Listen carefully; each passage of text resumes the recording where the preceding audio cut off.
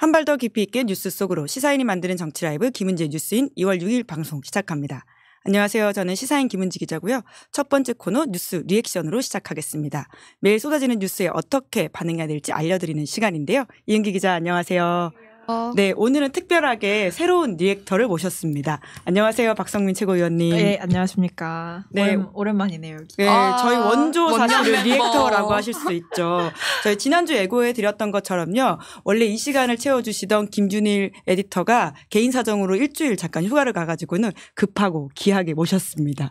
오랜만에 다시 찾아뵙는데 개편학원 처음이시죠? 네, 잘 보고는 있었습니다. 감사합니다. 또 그 사이에 신상에 큰 변화가 생기셨던데 오늘 출마 선언 하시지 않으셨어요? 네, 저는 이제 경기 용인정 지역으로 출마 선언을 했고요. 전략 지역이라서 여러 상황들을 지켜봐야 되겠지만 될 수 있는 데까지 열심히 하겠습니다. 게다가 예능에도 데뷔를 하셨다라는 소문이 있던데 사실 시사인이 사랑하는 예능 1위. 방송 전에 저희 PD들의 아주 뜨거운 관심을 받았던. 그렇죠, 예. 그렇죠. 네, 웨이브 오리지널로 제작된 사상검증구역 더 커뮤니티라는 예능인데요. 아직 조금 반응이 올라오고 있는 상황이긴 한데 그래도 굉장히 다른 그 생각과 신념을 가진 이들이 모여서 이제 합숙하면서 예능을 찍었어요. 그래서 되게 보시는 분들에 따라서 되게 흥미롭다라고 많이 말씀을 해주셔서 지금 당장 웨이브에서 보실 수 있습니다. 네, 많은 관심 부탁드리고요. 그러면 첫 번째 뉴스 코너 이제 키워드로 들어가 볼까요? 어제는 기소, 오늘은 사면. 네, 윤석열 대통령이 또 특별 사면을 시행했네요. 네. 윤석열 정부 들어 네 번째인데요. 오늘 윤석열 정부는 경제인과 정치인 등 980명에 대한 특별 사면을 실행했습니다. 특별 사면 명단에는 김기춘 전 대통령 비서실장과 김관진 전 국방부 장관 등이 포함됐는데요. 법무부는 갈등 극복과 화해를 통한 국민 통합을 도모하기 위해서라고 사면 이유를 들었습니다. 김기춘 전 비서실장은 박근혜 정부 때 문화계 블랙리스트 사건으로 기소돼 징역 2년을 선고받았고요. 김관진 전 장관은 이명박 정부 때 국군 사이버 사령부를 이용해 댓글 공작 등 정치에 관여한 혐의로 마찬가지로 징역 2년을 선고받았습니다. 두 사건 모두 윤석열 대통령이 검찰 재직 당시에 관여한 사건들입니다. 윤석열 대통령은 2017년 문학의 블랙리스트 사건을 기소한 박근혜 국정농단 특검에서 수사팀장을 맡았었고요. 이후 서울중앙지검장으로 임명되면서 군 사이버 사령부 댓글 공작 사건의 수사를 지휘하기도 했습니다. 이번 특별 사면으로 윤석열 대통령은 2022년 이재용 삼성전자 회장 그리고 우병우 전 민정수석에 이어서 본인이 검사 시절 수사, 기소한 인물들에게 또다시 면죄부를 주게 됐습니다. 이번 특별 사면 대상에 포함된 또 다른 인물들이죠. 세월호 참사 당시 민간인에 대한 불법 사찰을 지시한 혐의를 받았던 김대열, 지영관 전 기무사 참모장도 모두 윤석열 대통령이 서울중앙지검장 재임 당시에 기소됐던 인물들입니다. 네, 그러니까 검사 윤석열은 잡았던 사람들을 대통령 윤석열은 풀어준다 이렇게 정리할 수 있는 상황인 것 같은데 참 윤석열 대통령의 통치 스타일도 볼 수 있는 장면인 것 같은데요. 오늘 사면 좀 어떻게 보셨어요?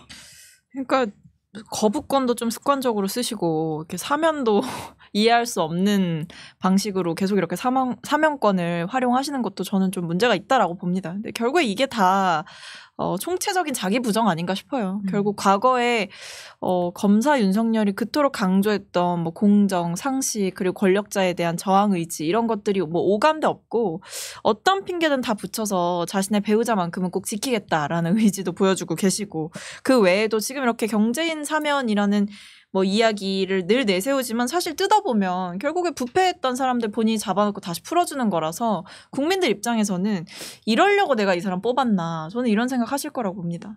네, 저는 게다가 오늘 이제 관련해서 법무부에서 브리핑을 할 때 기자들이 질문하는 게 네. 약속 사면 아니냐라는 질문을 하더라고요. 요새 약속 대련, 약속 대담 이런 단어들이 유행을 하는 것 같은데 네. 굉장히 날카로운 질문이 아니었나라는 생각이 듭니다. 물론 법무부에서는 그렇지 않다라는 이야기를 하긴 했었는데 예, 와중에 코온님이 댓글을 달아주셨어요. 젊은 정치인분들 다 응원해요.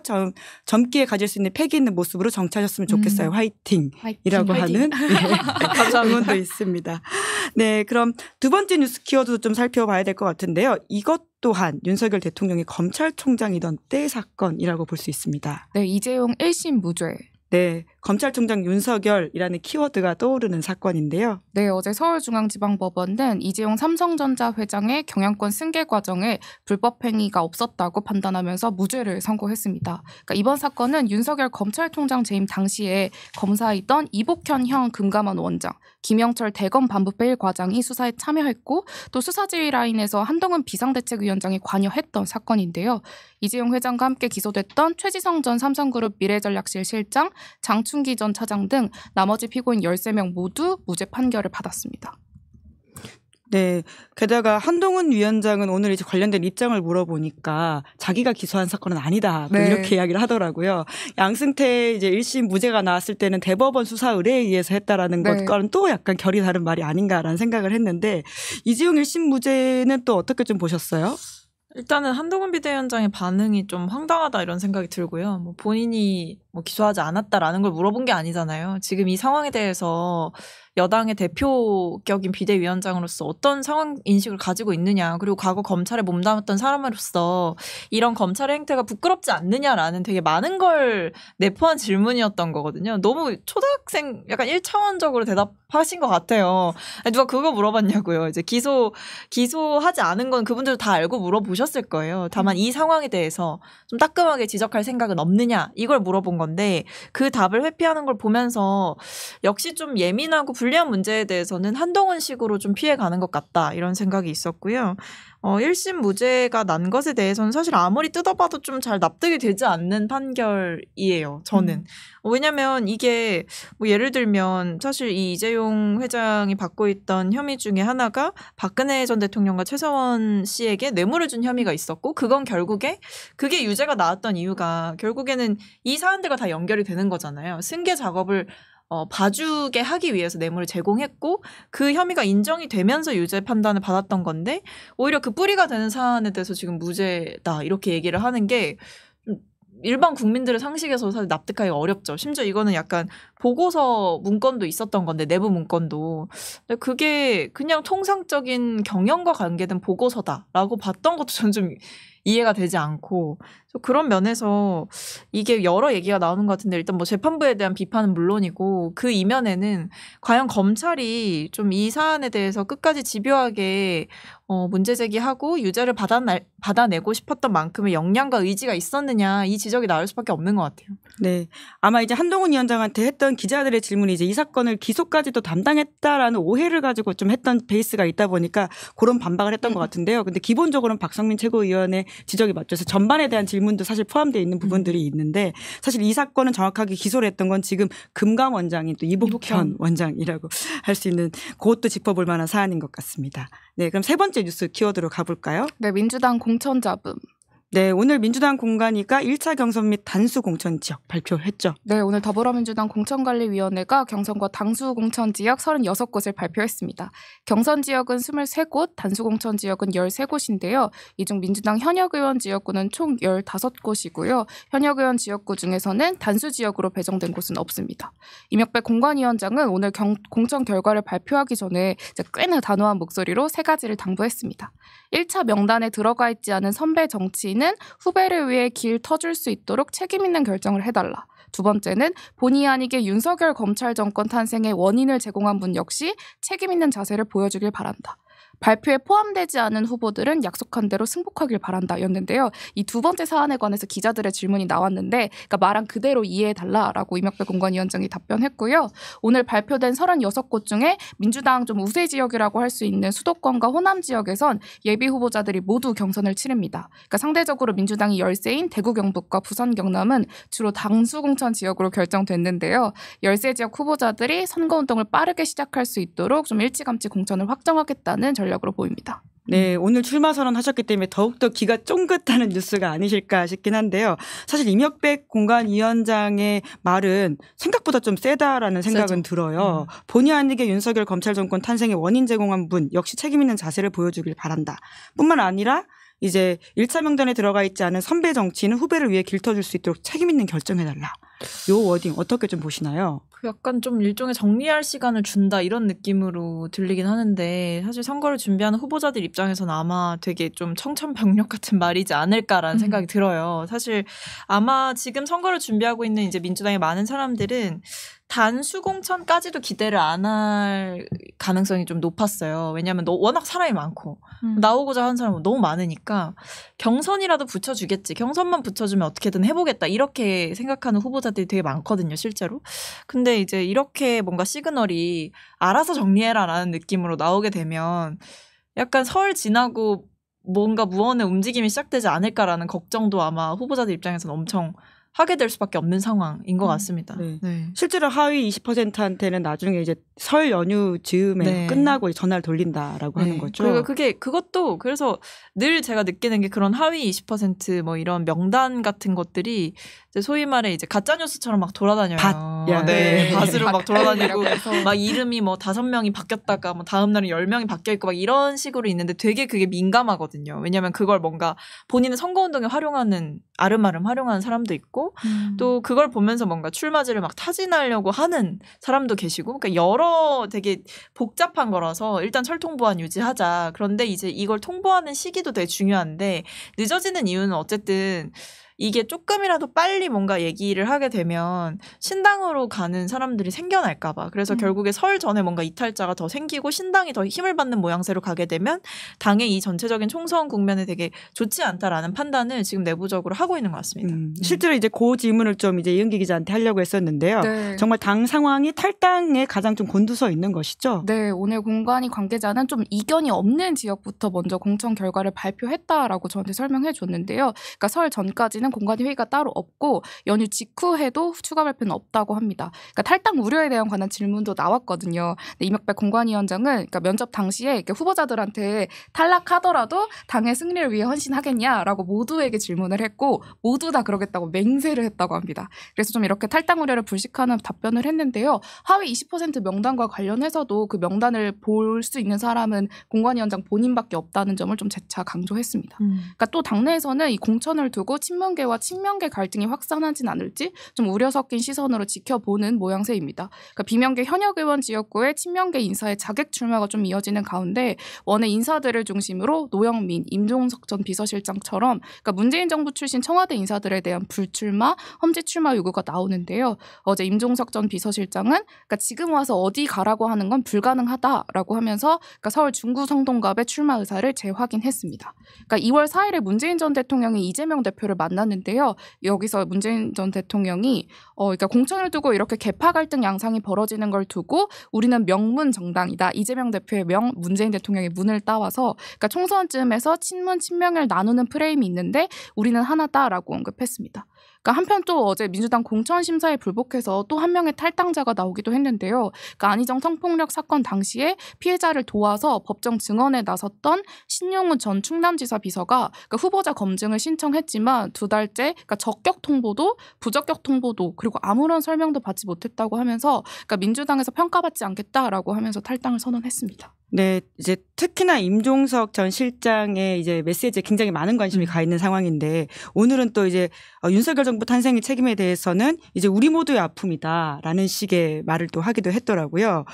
결과적으로는 이제 임종석 전 실장이 이제 출마 선언을 한 지역이 민주당 공천에 내관이 되는 게 아니냐라는 지적도 있는데요. 박성민 전 최고가 보기에는 어떤가요?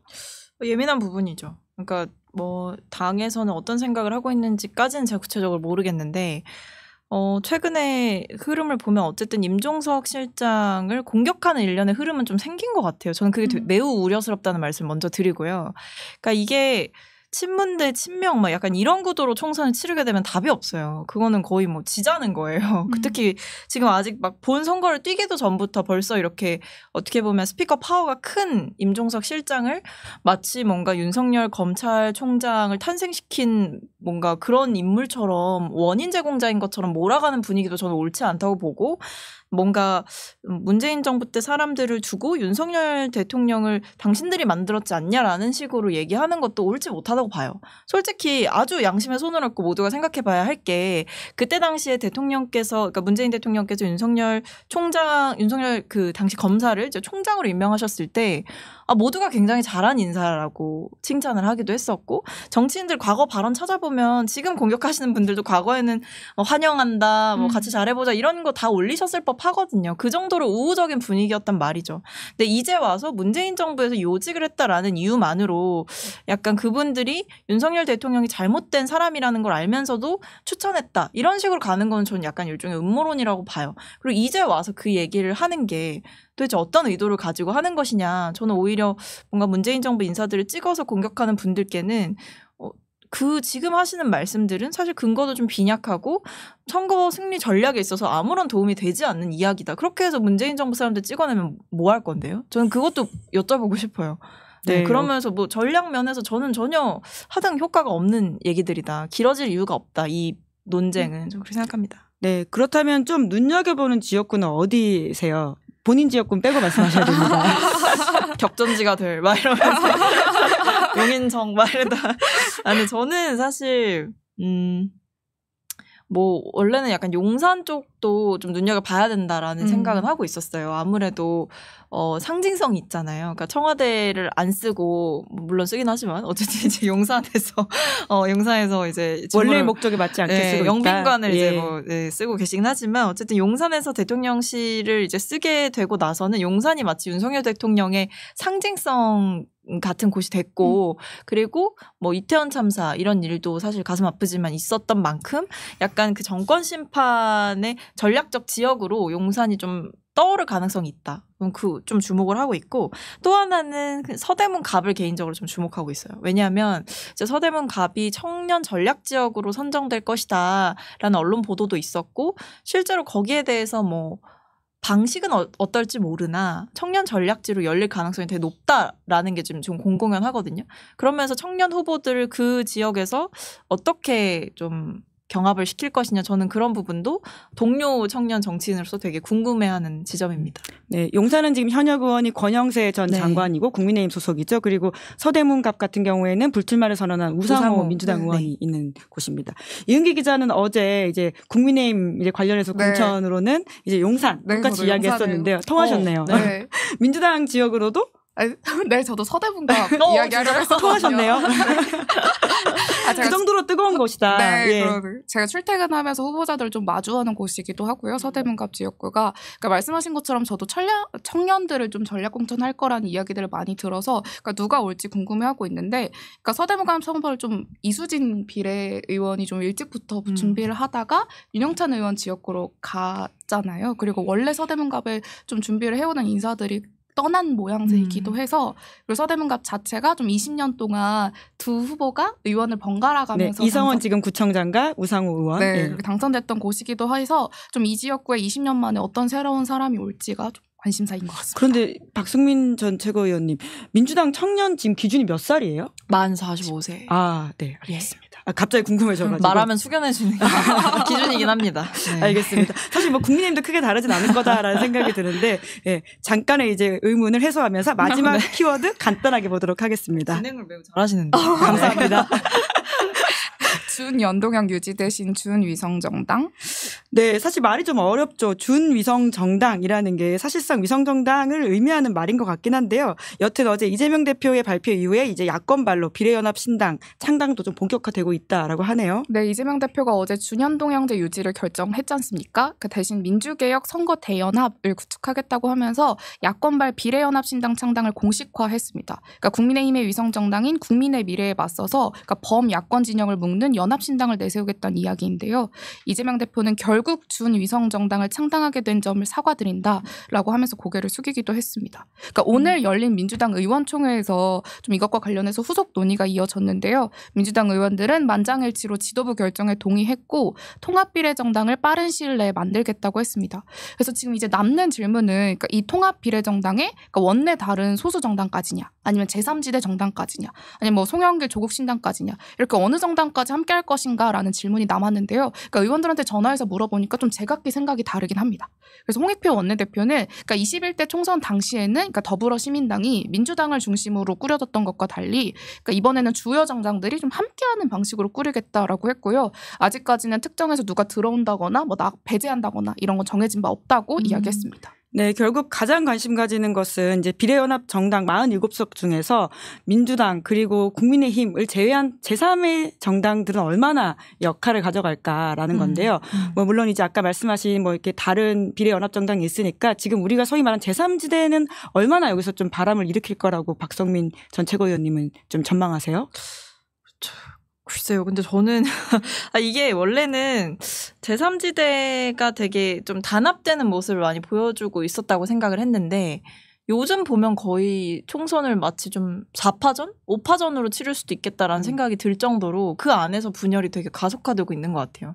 그래서 사실 오히려 제3지대의 바람은 점점 좀 꺼져가는 것 같고 오히려 지금 좀 주목해봐야 될 거는 이제 민주당이 어떤 방식으로 이 비례연합을 해갈 것이냐. 오히려 그런 면에서 뭐 용해인 의원이라든지 이런 분들이 주장하는 그런 뭐 개혁 세력 또는 반윤 연대 이런 것들이 얼마나 좀 힘을 얻을 것이냐. 이게 오히려 지금 뭐 이준석 신당, 이낙연 신당 뭐 그런 쪽보다는 오히려 좀 더 주목해 볼 만한 것 같다. 왜냐하면 거기는 사실 기호 3번을 갖겠다라는 하나의 목표를 가지고 막 같이 달려가다가 지금은 뭔가 각자 도생하는 분위기거든요. 그리고 뭐 말을 아끼겠다라고 이낙연 대표께서 하시고 이준석 대표도 뭔가 공격함에 있어서 물러섬이 없는 모양새. 그래서 저는 오히려 제3지대보다는 이 비례연합정당이 10석 15석 이 정도까지도 어떻게 보면 민주당과의 여러 협상을 통해서 가져갈 수 있지 않겠느냐 이런 예상이 좀 가능해진 시점인 것 같습니다. 네. 말씀 듣다 보니까 지지난번 저희 방송에 용해인 대표가 나와서 했던 말이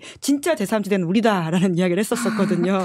뭐 아마 선거제도와 관련해서도 그렇게 좀 이야기를 해볼 수 있지 않을까라는 생각이 드는데요. 또 말씀 재밌게 나누다 보니까 벌써 20분이 후다닥 갔습니다. 너무 아쉬워요. 또 모셔야 될 것 같은데 오늘 좀 어떠셨나요? 아유 뭐 아주 진행자분의 탁월한 그런 말을 들으려고 여쭤본 건 아니었는데요. 저는 뭐 사실 되게 오랜만에 와서 익숙하기도 한데 좀 낯설기도 하고요. 뭔가 막 자주 왔던 곳인데 너무 오랜만에 오니까 오히려 좀 긴장되기도 하는 것 같아요. 사실 되게 편하게 왔는데 너무 익숙한 대기실, 너무 익숙한 사람들, 너무 익숙한 PD님 막 이랬는데 이제 약간 저도 긴장이 되더라고요. 근데 뭐 오늘 방송 재밌게 들으셨으면 좋겠다. 다음에 또 불러주면 또 오겠다라는 또 말씀 뵙겠습니다. 드립니다. 네, 두 분 다 수고하셨습니다. 고맙습니다. 감사합니다. 네, 2월 6일 뉴스 리액션 여기까지고요. 잠시 후에 박성태, 장성철 두 사람과 함께하는 여의도 박장대소 곧 시작합니다. 기다리시는 동안 구독, 좋아요, 알림 설정까지 부탁드리고요. 잠깐만 기다려주세요.